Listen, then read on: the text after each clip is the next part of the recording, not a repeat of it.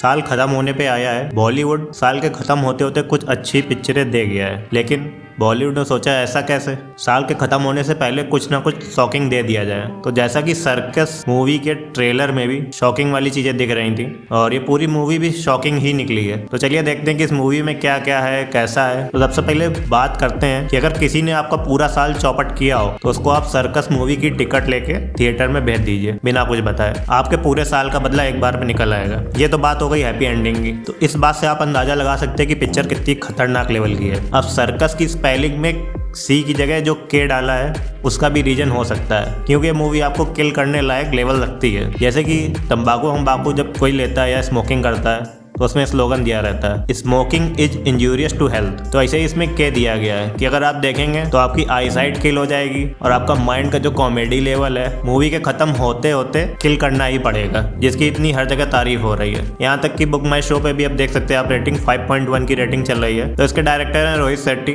काफी टाइम से खाली बैठे थे। सूर्यवंशी के बाद इन्होंने सोचा होगा कि कुछ बना लिया जाए, जितने भी पुराने लोगों से वादे किए हैं उनको निभा लिया जाए, साल खत्म होते होते सबकी सही से विदाई कर दी जाए। तो ये कई जगह कई सारे शो करते हैं, कई जगह जज बनते हैं, तो कई सारे लोग इनको मिलते हैं। तो मोस्टली जितने आपको करेक्टर मिलेंगे सब आपको पुरानी मूवी के मिलेंगे और इनसे कहीं ना कहीं से रिलेटेड मिलेंगे। लीड रोल पे हैं तो अपने रणवीर सिंह, वरुण शर्मा, पूजा हेगड़े, जैकलीन फर्नांडीज और कई सारे हैं जो इनके पुरानी कॉमेडी सीरीज में रहे हैं। इस पिक्चर का मेन रिलेशन जो है वो गोलमाल सीरीज से है। गोलमाल सीरीज में जमुना दास अनाथालय दिखाया जाता है, उसी का रिलेशन दिखाते हैं कि कहाँ से ये चीजें स्टार्ट हुई, कैसे ऑर्फनेज खुला, कैसे इसमें ये लोग आए, कैसे इसकी बिल्डिंग हुई एक तरह से। तो दिखाते हैं कि एक डॉक्टर राय जमुना दास नाम के एक डॉक्टर होते हैं जो कि रिसर्च कर रहे होते हैं बच्चों की पैदाइश से रिलेटेड, कि उनके संस्कार कैसे होते हैं, जो ब्लड लाइन रिलेशन होते हैं वो सही से काम करते हैं कि नहीं करते हैं। तो उसी पे थ्योरी पे काम कर रहे होते हैं। इनका और इनके एक दोस्त का साथ में यही अनाथालय खोलते हैं और एक दिन इनको दो जुड़वा बच्चों के जोड़े इनको अनाथालय के बाहर मिलते हैं, जिसको ये लोग जॉय और रॉय नाम से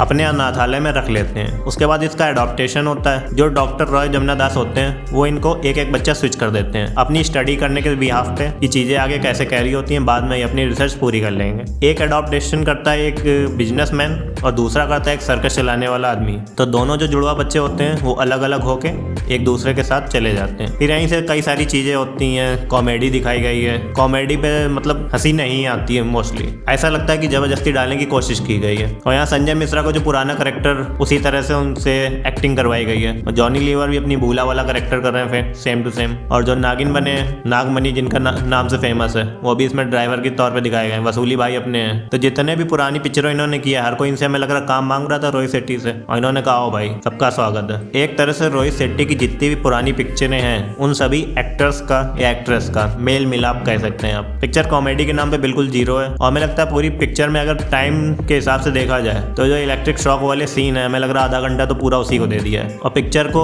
पुराने समय में शूट करना था तो उसके लिए सेट लगाने थे। सेट ऐसे लग रहे थे बिल्कुल मतलब पता चल रहा था कि नकली हैं, चमक रहे थे। अब चमक रहे थे या चुभ रहे थे ये तो आप लोग देख के बता सकते हैं। बाकी पिक्चर को जैसी कैटेगरी दी गई है कॉमेडी एंड ड्रामा सीरीज की, वैसा ये कहीं फिट नहीं बैठती है। ये मूवी कम सरदर्द ज्यादा लगती है और लास्ट में एक मैसेज चिपकाने की भी कोशिश की जाती है, जैसा कि ये डॉक्टर रॉय अपनी थ्योरी क्रिएट कर रहे होते हैं। तो उसी के बिहाफ पे देते हैं कि जरूरी नहीं कि ब्लड वाली चीजें सही से चले। पिक्चर देखते देखते इतना मतलब टॉर्चर टाइप फील होने लगेगा कि वो मैसेज भी एक तरह से टॉर्चर लगने लगता है। तो कोई उस मैसेज का कोई सेंस नहीं रह जाता है। बाकी पिक्चर में कोई न्यूडिटी नहीं है, कोई एडल्ट सीन नहीं है और पिक्चर को यूएस सर्टिफिकेट मिला हुआ है। बाकी तो वैसे मूवी स्किप करने लायक है, ना ही देखें तो ज्यादा बेटर है। बाकी किसी से अगर बदला लेना हो तो उसको मूवी की टिकट बुक करा के आप लोग उसको भेज सकते हैं। तो ऐसे मूवी रिव्यू के लिए जुड़े रहिए हमारे साथ, देखते रहिए रिएक्शन विभाग।